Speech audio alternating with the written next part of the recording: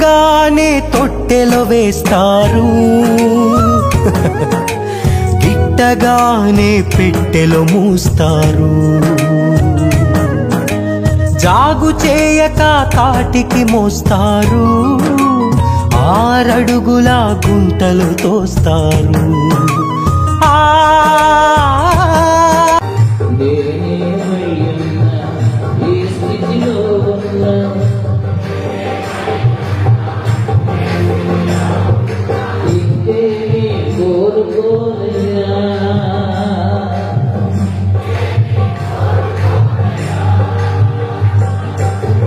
నమ్మకమైన దేవుడమైన నీవే చాలు యేసయ్యా, నమ్మకమైన దేవుడమైన నీవే చాలు యేసయ్యా.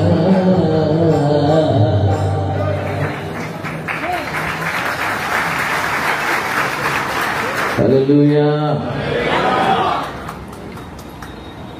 ఆయన నమ్మిన వారిని ఆయన ఎప్పుడు సిగ్గుపరచడం, మనల్ని ఎప్పుడు తలదించుకొని కూడా ఆయన. ప్రవీణ్ గారి పోస్ట్ మార్టం రిపోర్ట్ తర్వాత మన శత్రువులు మనల్ని హేళన చేసే పరిస్థితి వచ్చింది. ఇప్పుడు ఏదో అన్నారు, జరిగింది ఇది అని. కానీ దేవుడు వాళ్ళ తాత్కాలికంగా పరిస్థితులు ప్రతికూలంగా కనిపించేటట్టు చేసిన స్వార్థ ప్రకటనకు వెళ్ళి అవమానాలు పొందుతున్నా సేవకులు అంటారు. వాళ్ళ కొరకు మనం ప్రార్థన చేద్దాం. స్వార్థ ప్రకటనకు ఆటంకాలు జరుగుతున్నాయి, బైబిల్ చించివేయబడుతున్నాయి, మందిరాలు పోల్చబడుతున్నాయి, ప్రశ్నిస్తున్న వారి గొంతులు నొక్కివేయబడుతున్నాయి. ప్రభువును కలుగ చేసుకున్నాయన. ఆయన మరణం నీ చిత్తమే. ఆయన మరణం ఒక ప్రత్యేకమైన ఉద్దేశంతో జరిగింది. ఆయన మరణం తర్వాత ఆయన స్వరం జీవించిన దానికంటే ఎక్కువ వినపడుతూ ఉంది. అన్యులకు కూడా ఆయన భావజాలం చేరుతూ ఉంది ఈ రోజున. ఆయన దైవజన్య మీద నిందలు వేయడానికి జరుగుతున్న ప్రయత్నాలు నిరోధించను. ప్రతి ఆయుధము ప్రతి ఆలోచన నిర్వీర్యమైపోను గాక. నీ సేవకుడు కడిగిన ముత్యం వల్ల బయటకు వచ్చిన గాక. ఏ సేవకునికి అలాంటి పరిస్థితులు ఎదురవకూడదు గాక. నీ బిడ్డలకు క్రైస్తవ్యానికి వ్యతిరేకంగా ఆయన మాట్లాడుతున్నావా? చర్యలు తీసుకున్న ప్రభుత్వాలు చేయబడుతున్న చట్టాలు నిర్వీర్యమైపోను గాక. అలాగే గాడ్స్ వే మిషన్ సేవకులు మల్లికార్జున గారిని కూడా ప్రేమతో వారిని ఆహ్వానిస్తున్నాం.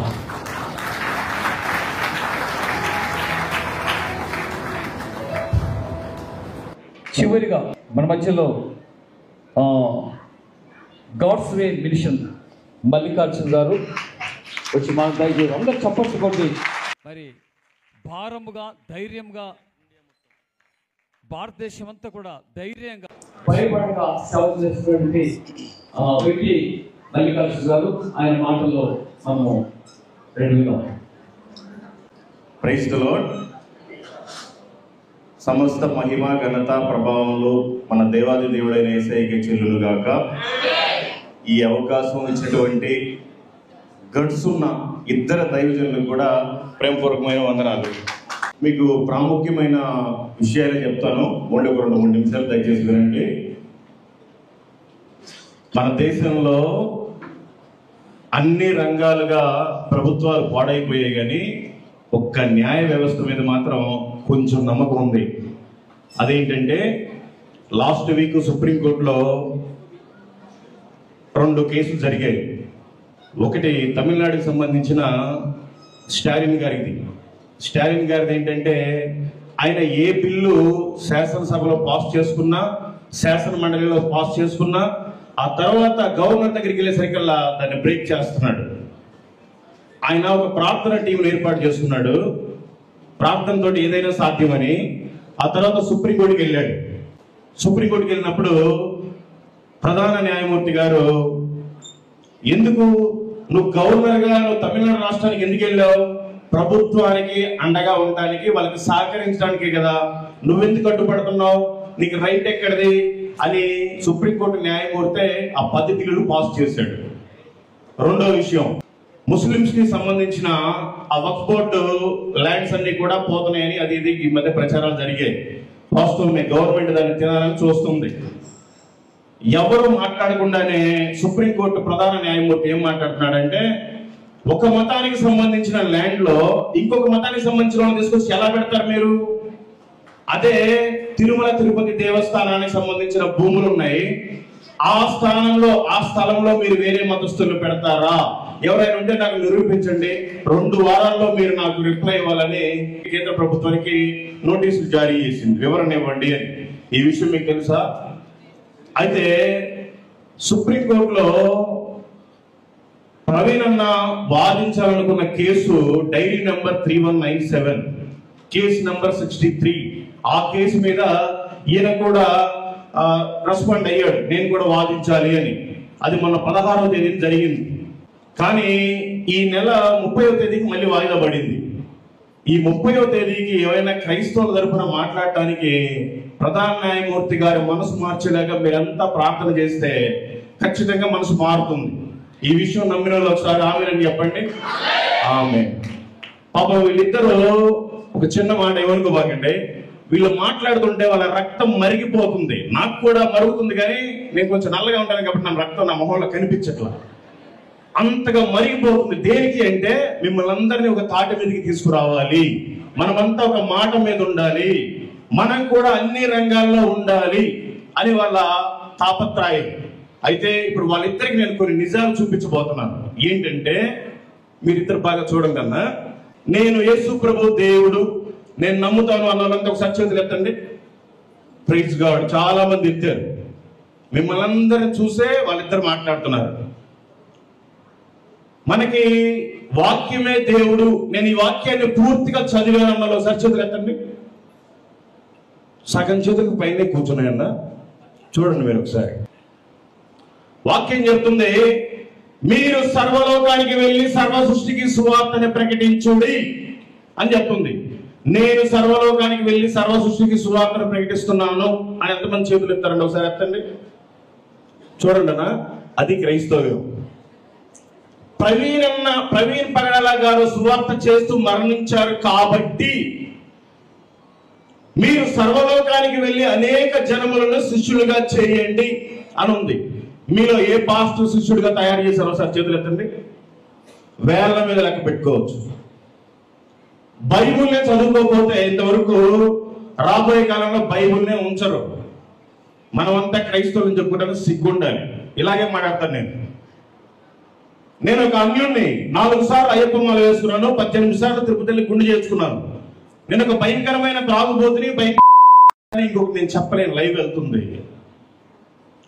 అంత భయంకరమైన వ్యక్తిని. నా బిజినెస్ మొత్తం కొలాప్స్ అయిపోయింది, 3 కోట్ల రూపాయల లాస్, సూసైడ్ దాకా వెళ్ళాను. ఆ టైంలో దేవుడు నన్ను పట్టుకున్నాడు. చేస్తే దేవుని పని చేయాలి, ఇంకేమీ చేయకూడదని మన భారతదేశంలో ఉండే ప్రతి రాష్ట్రము, ప్రతి కేంద్ర పాలితము మొత్తం కూడా నాకున్న కారులోనే తిరుగుతూ సువార్త చేస్తూ ప్రకటించాను. ఇప్పటి వరకు ఒక అండమాన్, లక్షద్వీప్ తప్ప ప్రకాశం జిల్లాలో ఉండే ప్రతి విలేజ్ అండ్ ఇప్పుడు నెల్లూరు జిల్లాలో 9 మండలాలు అయిపోయాయి. ఇప్పటి వరకు 2350 గ్రామాల్లో నేను సువార్త ప్రకటించాను. నా నోటితోటి యేసుక్రీస్తు అంటే అసహించుకున్న వ్యక్తిని 1,35,000 మందికి నా నోటితోటి యేసు ప్రభు దేవుడు అని చెప్పాను. మరి మీరంతా పుట్టుకతో క్రైస్తవులు కదా, మీరు తాగుబోతులు కాదు, తిరుగుబోతులు కాదు, ఇంకో పెద్దది కూడా కాదు. మరి మీరు ఎందుకు సువార్తను ప్రకటించలేకపోతున్నారు? మీలాంటి క్రైస్తవులు ఉండటం వల్లనే నిజమైన దేవుడికి అవమానం. దయచేసి మీరంతా ఇప్పటికైనా మారండి. పగలంత వరకే మనం ఆయన పని చేయాలి. చీకటి రాబోతుంది. ఆల్రెడీ మన ముందు ఒక చీకటి కలిగింది ఒక రోజున. అలాంటి చీకటి దినాలు ఇంకా రాబోతున్నాయి. మనం కనీసం బైబుల్ని చదవకపోతే ఎలా వేరే వాళ్ళకి సువార్తను చెప్తారు? ఎలా సహోదరులు ఐక్యత కలిగి ఉంటారు? దయచేసి మీరంతా మారండి. అనేక మందిని మంచి మార్గంలో నిలబెట్టండి. Thank you. Praise the lord. Kadapa క్రైస్తవులందరికీ నా హృదయపూర్వకమైన వందనాలు తెలియజేస్తున్నాను. యేసయ్యా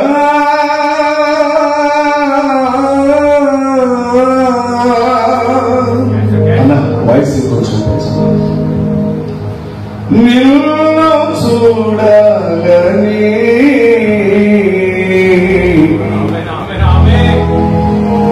నిన్ను చేరాలని ఆశ యేసయ్యా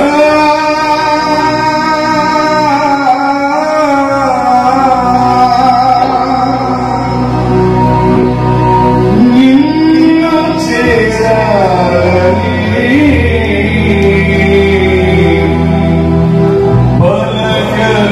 పలకరించాలని ఆశ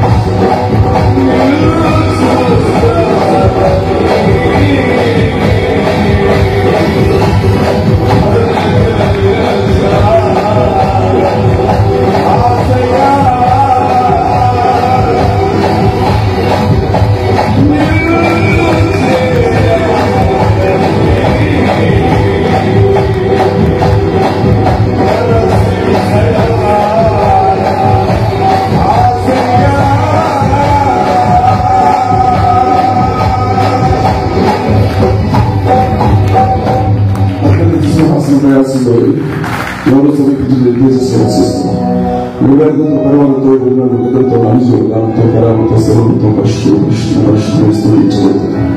వర్తమానంలో భవిష్యత్ కాలంలో స్వాధీనం చూసుకోండి. భూలోకంలో పరలోకంలో పాతాళంలో అధికారం కలిగి ఉన్నవై సకల చరాచర సృష్టికర్తవై జన్మ మరణాలకు అధిపతివై ఆయుష్కాలను స్వాధీనం చూసుకున్న జీవాధిపతిని వందనాలు స్తోత్రాలు చెల్లిస్తున్నాను. ఆయన యెహోవా భక్తుల మరణం ఆయన దృష్టిలో ఎంతో విలువైనది. ఆయన ప్రవీణ్ పరిగారల్లా ఈరోజు భౌతికంగా మా మధ్య లేరు, కానీ ఆయన విడిచిపెట్టి వెళ్ళిన రక్తం, ఆయన విడిచిపెట్టి వెళ్ళిన దేహం యావత్ క్రైస్తవ సమాజాన్ని ఒక్క తాటి మీదకి తీసుకుని వచ్చిన ఆయన నీకు వందనాలు స్తోత్రాలు చెల్లిస్తున్నాను. మాట్లాడుతున్నప్పుడు శక్తిని బలంలో జ్ఞానం దయచేయండి. యేసునామములో ప్రార్థన చదువుతున్నాను తండ్రి. భారతదేశం ప్రజాస్వామ్య దేశం. భారతదేశానికి అధికారికమైన మతం ఏమీ లేదు. ఈ దేశంలో హిందూ మతానికి ఎలాంటి గౌరవం ఉంటుందో క్రైస్తవ మతానికి, ముస్లిం మతానికి, బౌద్ధ మతానికి, జైన మతానికి, సిక్కు మతానికి, అన్ని మతాలకు అదే ప్రాధాన్యత ఉంటుంది. భారతదేశ రాజ్యాంగం ప్రకారంగా మనకు మత స్వేచ్ఛ ఉంది. సుప్రీంకోర్టు ఇచ్చిన తీర్పును బట్టి 18 సంవత్సరాల వయసు మీరిన ప్రతి ఒక్కరూ తనకు నచ్చినటువంటి దేవుడిని నమ్ముకోవచ్చు. తను నమ్ముకున్నటువంటి దేవుని గురించిన మతాన్ని నిర్భయంగా ప్రకటించుకోవచ్చు. దానికి వాక్ స్వాతంత్రత హక్కు ఉంది, భావ ప్రకటన స్వాతంత్రత హక్కు ఉంది. కానీ ఇవాళ భారతదేశంలో ఏం జరుగుతుంది? ఉత్తరప్రదేశ్ యోగి ఆదిత్యనాథ్ మీ అందరికీ బాగా తెలుసు. సుమారు ఇప్పటికీ మల్లికార్జున రావునికి బాగా ఐడియా ఉంటుంది. ఎందుకంటే అన్ని రాష్ట్రాల్లో ఘనమైనటువంటి పరిశీలన జరిగిస్తున్నటువంటి వ్యక్తి ఆయన మన మధ్యలో ఉన్నారు. సుమారు 1000 మంది పాస్టర్స్ జైల్లో ఉన్నారు ఉత్తరప్రదేశ్ లో. మన పక్కన ఉన్న యూపీలో 1000 మంది పాస్టర్స్. ఏం కేసులు పెట్టారో తెలుసా? గ్యాంగ్స్టర్స్ మీద పెట్టారే కేసులు. దావూద్ ఇబ్రహీం సినిమాలో చూపిస్తుంటారే డాన్, మాఫియా డాన్ అనుకుంటారు. అలాంటి వారి మీద పెట్టే కేసులు పెట్టి 1000 మంది పాస్టర్స్ జైల్లోకి పంపించారు. ఆ 1000 మంది పాస్టర్స్ కి బెయిల్ ఇచ్చేవాడు లేదు, వాళ్ళని జైలు దగ్గరికి వెళ్ళి కలిసేవాడు లేడు, వాళ్ళని బయటకు వచ్చే దిక్కు లేదు. ఆ జైల్లో అలాగే మగ్గి ఒకవేళ అది నిజమే నిరూపించబడితే మొదటి వరకు 20 సంవత్సరాల శిక్ష, ఇప్పుడు దాన్ని మరణ శిక్షగా మార్చారు. 1000 మంది పాస్టర్ల తలను ఉరితాడుకు వేలాడబోతున్నాయి. మాకు బస్సులు పగలబడ్డం రాదండి, మాకు రాళ్ళు సభ్యులు రాదు, పెట్రోల్ బంకులు తగలబెట్టడం రాదు, మనుషులు చంపడం రాదు, కత్తులు పెట్టి పడడం రాదు, ఎన్నుపోట్లు పడడం రాదు, జెండాలు మార్చడం రాదు. మాకు తెలిసింది ఒకటే, యూనిటీగా ఒక్కసారి నిలబడ్డామో ఎవరైనా నేరం నాకెత్తుంది. మహాకూటమి కాదు, నీళ్ళు 2 పార్టీలు కూడా రాలా. బాగా గుర్తుపెట్టుకోండి. మళ్ళీ మీ ముందుకు వస్తాం. ఇప్పటికి జరిగిన నష్టం చాలు. ఇంకో ప్రవీణ్ పగడాల సంఘంలో చనిపోవడానికి వీలు లేదు. క్రైస్తవ సంఘాన్ని కాపాడుకోవాల్సిన బాధ్యత మనందరి మీద ఉంది. యవనస్తులు మాత్రం మనల్ని కాపాడుకోవడం కోసం నెహెమ్యాకి ఇచ్చినట్టుగా నాయకత్వానికి అప్పచెప్పండి. రాబోయే రోజుల్లో మనల్ని ఎలా వాళ్ళు ఇబ్బంది పెడతారో మనం కూడా చూస్తాం. మనకి ఎవరు లేడు, దేవుడే మనకి తోడు. ఆయన తోడుతో నాయకుడిని తయారు చేసుకొని ముందుకు వెళ్ళాలి. మల్లికార్జున ఒక రోజు ఒక పెట్టులో మాట్లాడుతున్నాడు. ఆయన రాష్ట్రం మొత్తం తిరుగుతారు. అన్న నీ కాళ్ళకి దండం, ఏం ధైర్యం అన్నా అనిపిస్తుంది. మాట్లాడుతుంటే ఆడవాళ్ళు గొడవకు వచ్చారు. మనోళ్ళు ఉంటే అదేందో వాడు ఒక్కడే వస్తాడు, మనం 100 మంది ఉంటాం, ఎంత తిరిగి వెళ్ళిపోతా ఉంటాం. మనం పిల్లలమా పావులలాగా ప్రభు సేవ చేద్దాం, పావులాగా మనల్ని మనం కాపాడుకుందాం.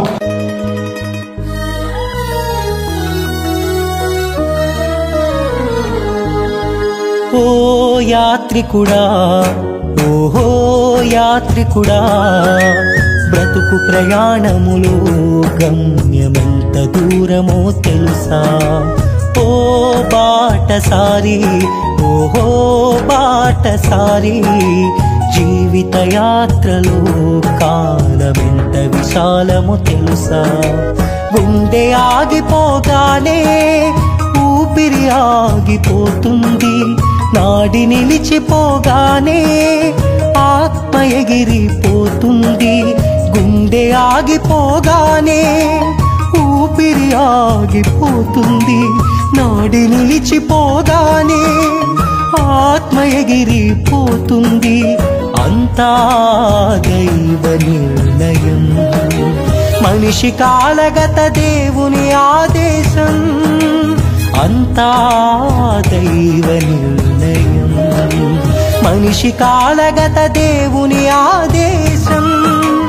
ఓ యాత్రికుడా, ఓహో యాత్రికుడా, బ్రతుకు ప్రయాణములో గమ్యమెంత దూరమో తెలుసా?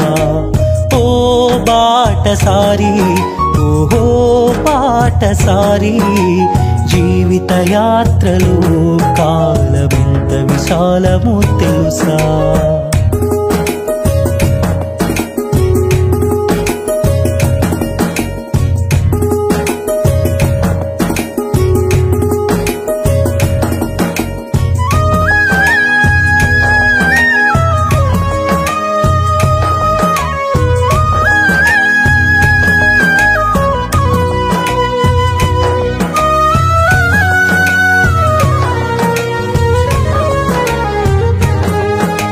పుట్టగానే తొట్టెలో వేస్తారు, గిట్టగానే పెట్టెలో మూస్తారు. జాగు చేయక కాటికి మోస్తారు, 6 అడుగుల గుంటలు తోస్తారు.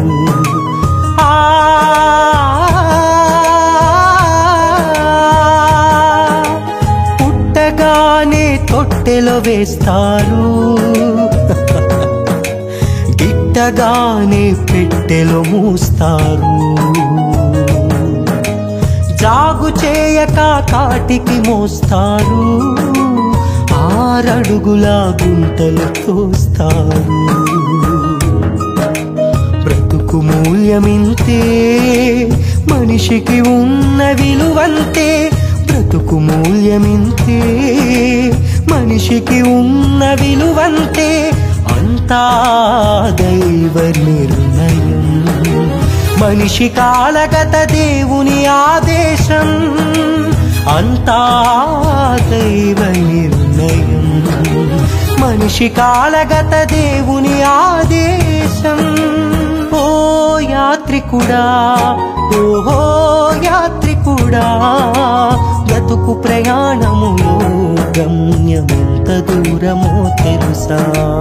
ఓ బాటసారి, ఓహో బాటసారి, జీవిత యాత్రలో కాలమెంత విశాలమో తెలుసా?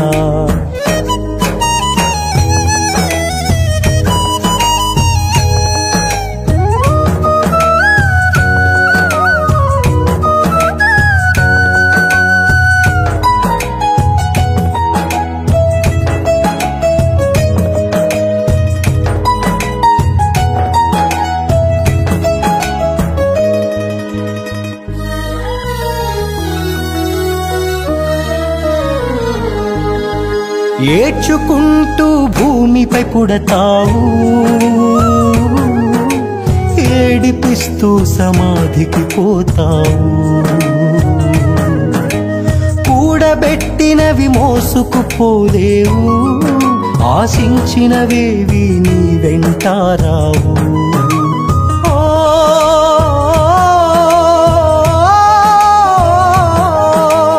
ఏడ్చుకుంటూ భూమిపై పుడతావు, ఏడిపిస్తూ సమాధికి పోతావు. కూడబెట్టినవి మోసుకుపోలేవు, ఆశించినవేవి నీ వెంటారావు. జీవిత సారము ఇంతే, మనిషి బ్రతుకు భావము అంతే. జీవిత సారము ఇంతే, మనిషి బ్రతుకు భావము అంతే. అంతా దైవ నిర్ణయం. మనిషి కాలగత దేవుని ఆదేశం, అంతా దైవ నిర్ణయం. మనిషి కాలగత దేవుని ఆదేశం. ఓ యాత్రికుడా, ఓహో యాత్రికుడా, బ్రతుకు ప్రయాణములో గమ్యమెంత దూరమో తెలుసా? ఓ బాటసారి ఓహో బాటసారి జీవిత యాత్రలో కాలమెంత విశాలమో తెలుసా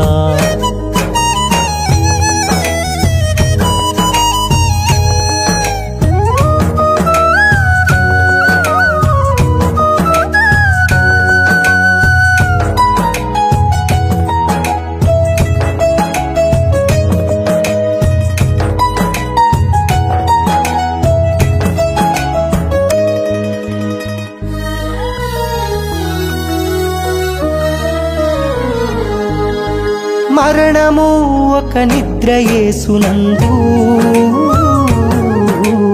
అంతము అది కాదు క్రీస్తునందు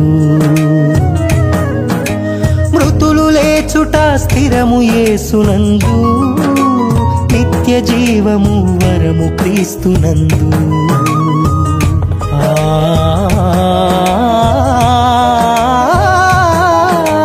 మరణము ఒక నిద్ర యేసునందు అంతము అది కాదు క్రీస్తునందు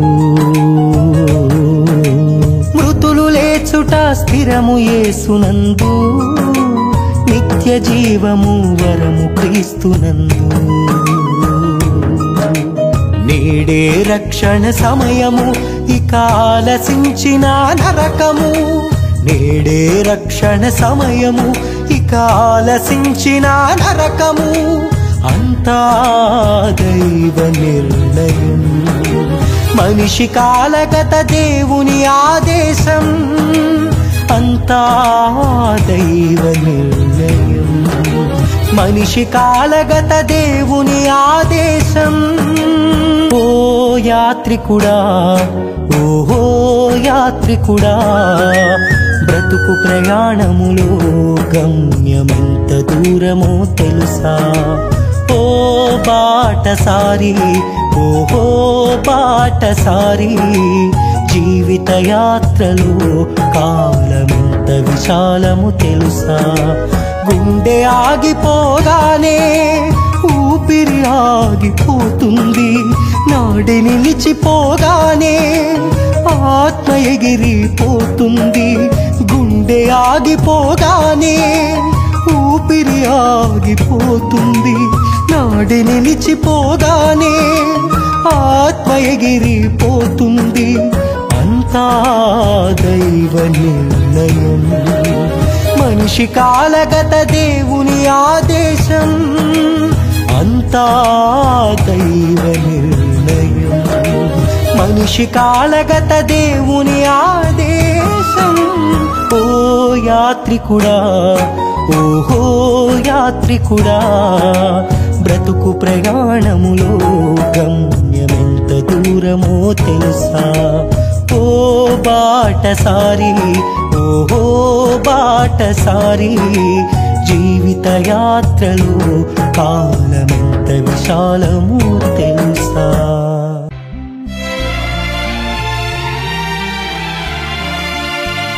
నీవు లేకుంటేనే బ్రతుకలేను యేసయ్యా నీవు కాదంటే జీవించలేను యేసయ్యా నీవు లేకుంటేనే బ్రతుకలేను యేసయ్యా నీవు కాదంటే జీవించలేను యేసయ్యా నన్ను చేపట్టి చేరదీయుమా యేసయ్యా నన్ను కౌగిలించి గుండెకు హత్తుకో యేసయ్యా నన్ను చేపట్టి చేరదీయుమా యేసయ్యా నన్ను కౌగిలించి గుండెకు హత్తుకో యేసయ్యా నా భయము తీసి ఎండగా నుండుమో యేసయ్యా నా బాధలు తీసి కృపలో భద్రపరుచుము యేసయ్యా నీవు లేకుంటేనే బ్రతుకలేను యేసయ్యా నీవు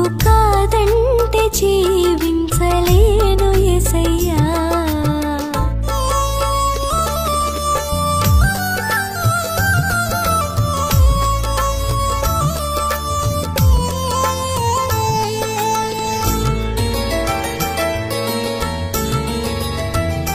నేను నమ్మిన వారంతా విడిచి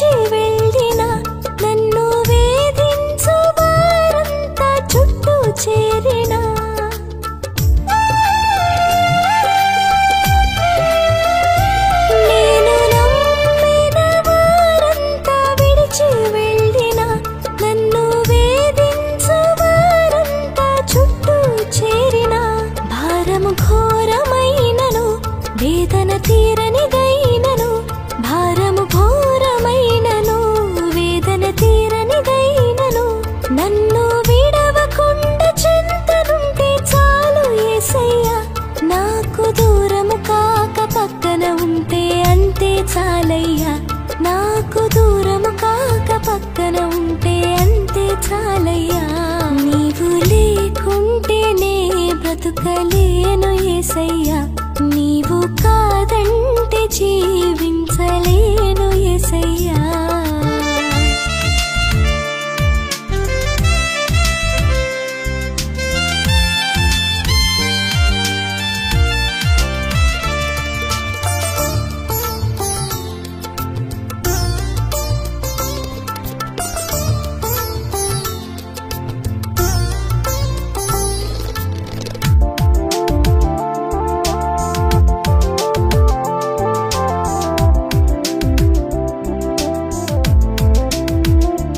నన్ను కష్టాలు కన్నీరు ప్రళయమై ముంచిన, నేను కలిగి ఉన్న సొమ్ము సొత్తు అంతరించిన,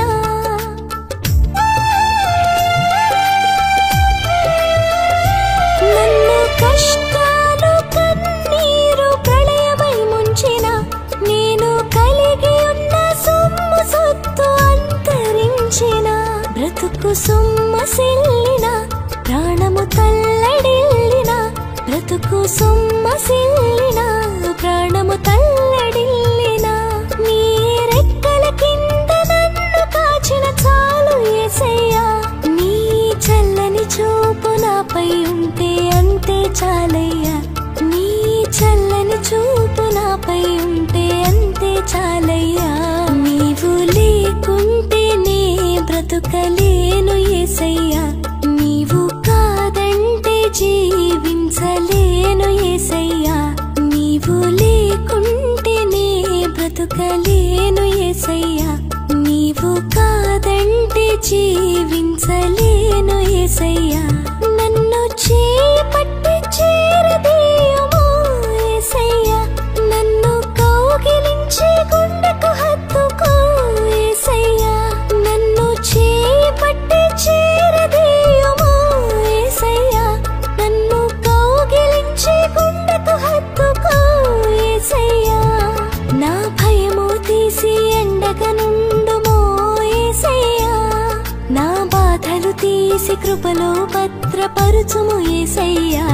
నీవు లేకుంటేనే బ్రతుకలేను యేసయ్యా, నీవు కాదంటే జీవించలేను యేసయ్యా.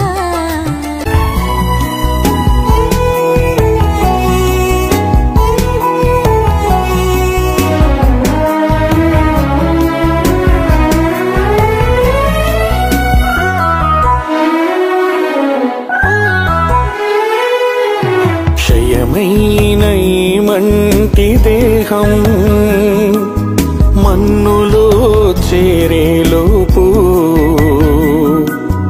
ఒక్కరికైనా నీ వాక్యం నీ దాసునితో చేర్చనిమ్ము.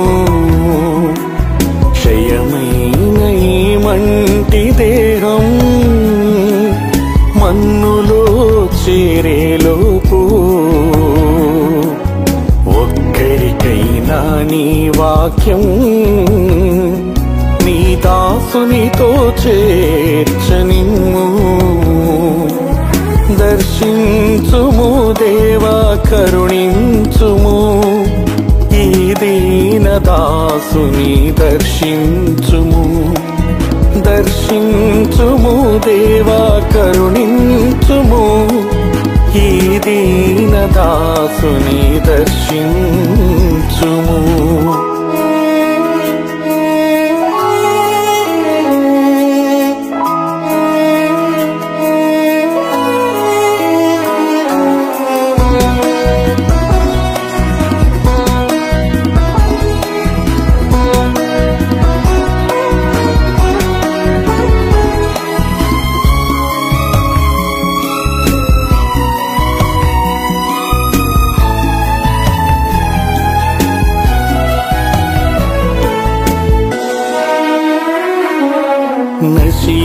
నశించిపోతున్న ఆత్మల పట్ల భారము దయచేయుమయ్యా, వారికి ప్రకటించే బాధ్యత నాకు ఇంపుగా దయచేయుమయ్యా నశించిపోతున్న ఆత్మల పట్ల భారము దయచేయుమయ్యా వారికి ప్రకటించే బాధ్యత నాకు ఇంపుగా దయచేయుమయ్యా దర్శించుము దేవా కరుణించుము ఈ దీనదాసుని దర్శించుము దర్శించుము దేవా కరుణించుము ఈ దీనదాసుని దర్శించుము